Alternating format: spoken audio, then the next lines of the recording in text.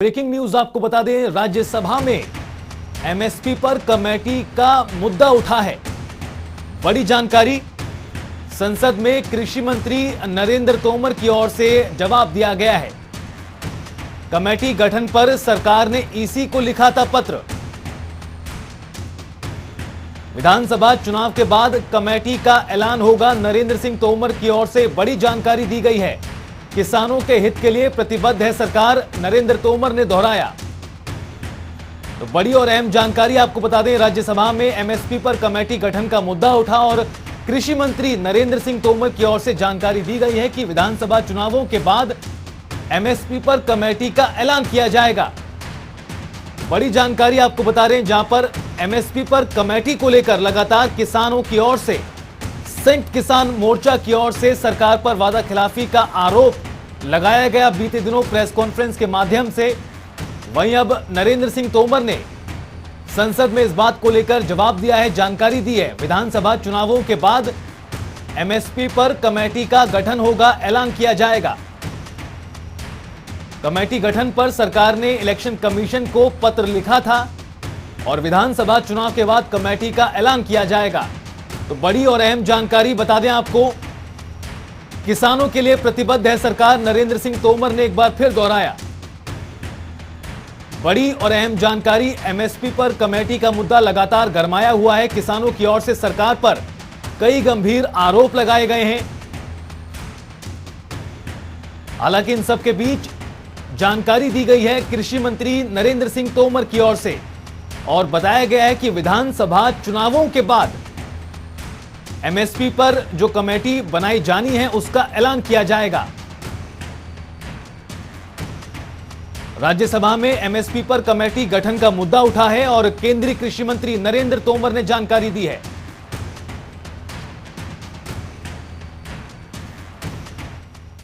और हमारे साथ आंदोलनकारी नेता और किसान नेता अभिमन्यु कोहाट जी जुड़ गए हैं।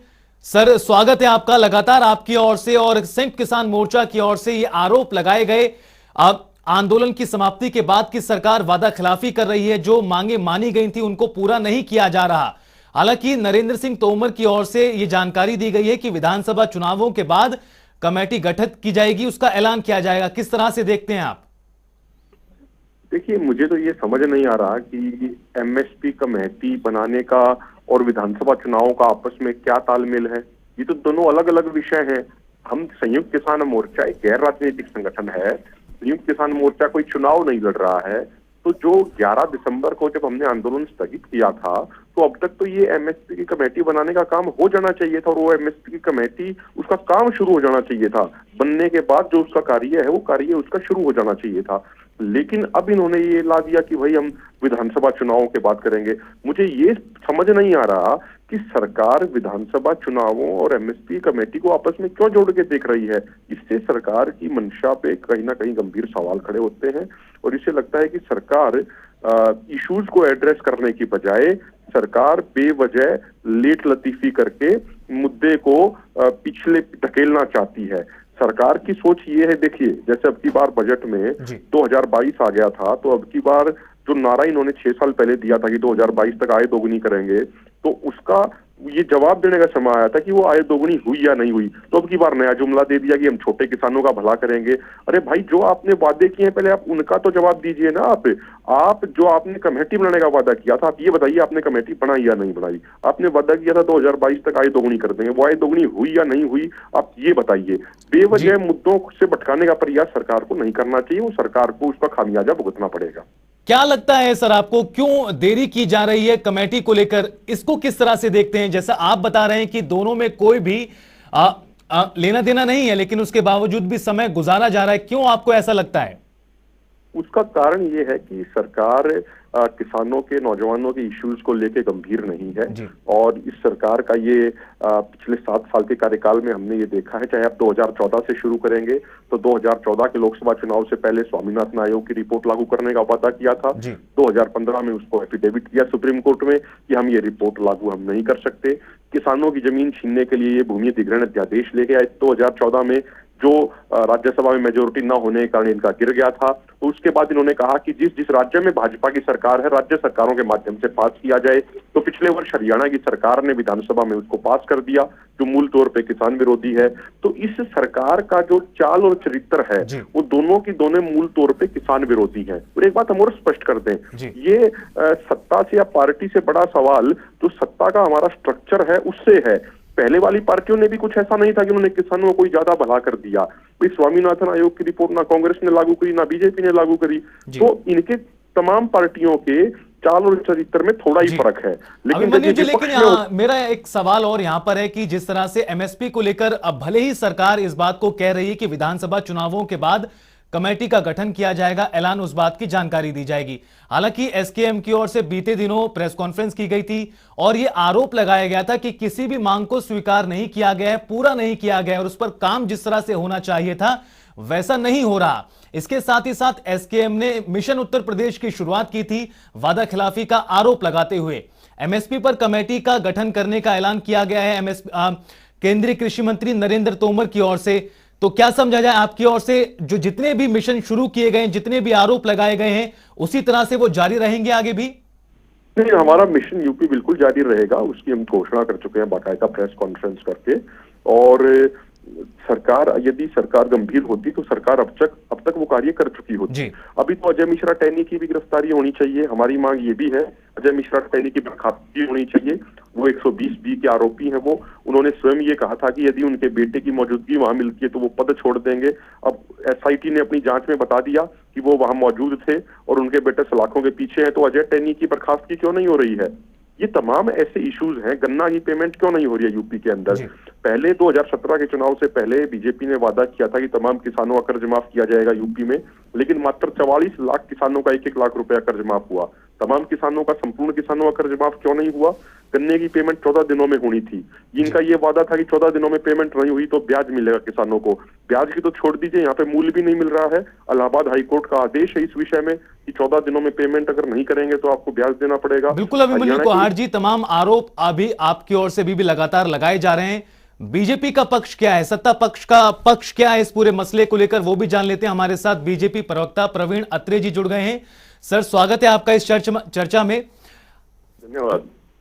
संसद में जानकारी दी गई है केंद्रीय कृषि मंत्री नरेंद्र सिंह तोमर की ओर से कि विधानसभा चुनावों के बाद एमएसपी पर कमेटी का गठन होगा, ऐलान किया जाएगा। लेकिन सवाल यह है कि इतना वक्त क्यों गुजर रहा है? कुछ इसी तरह के सवाल अभिमन्यु कोहाड़ जी ने भी आपसे पहले ये उठाए इस चर्चा की शुरुआत में। देखिए, ऐसा मैं सुन रहा था, अभिमन्यु कोहाड़ जी बोल रहे थे कि यूपी के अंदर 44 लाख किसानों का 1-1 लाख रुपए का कर्जा माफ हुआ है।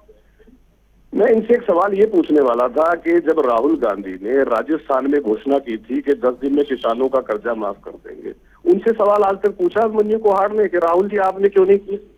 मध्य प्रदेश में राहुल जी जब जाके बोल के आए थे 10 दिन में माफ कर देंगे, कभी सवाल किया उनसे कि क्यों नहीं माफ किया? पंजाब में कांग्रेस ने चुनाव के दौरान वायदा किया था किसानों से, कभी पूछा कि आपने क्यों नहीं माफ किया? ये एक तरफा बात क्यों? और उस पार्टी से सवाल जो पार्टी अपनी घोषणा को पूर्ण कर चुकी, उससे सवाल के साथ आपने केवल 44 लाख का किया, बाकी का नहीं किया।